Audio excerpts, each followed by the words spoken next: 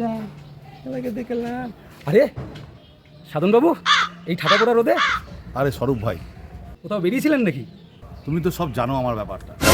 তিনটে মেয়ে, তা দুটোর তো পাত্র হয়ে গেছে। তাহলে আপনার এই সমস্যা। ছোটটার জন্য একটা পাত্র খুঁজছি। তোমার কাছে কি একটা পাত্র আছে ছোটটার জন্য? আপনার ছোট মেয়েটার জন্য একটা পাত্রের দরকার। এই সমস্যাটা আমি এক্ষুনি মিটিয়ে দেবো। ঠিক আছে, আপনি আমার বাড়ির নিচে 5 মিনিট বসুন, আমি যাচ্ছি পাত্রকে নিয়ে চলে আসছি। আমি তাহলে বসি ওখানে? হ্যাঁ, আর তুমি আসো বাবা। পাত্রের তো ব্যবস্থা করেইছি। সাধনবাবু, আপনার জন্য পাত্র আমি নিয়ে চলে এসেছি। কোথায় পাত্র বাবা?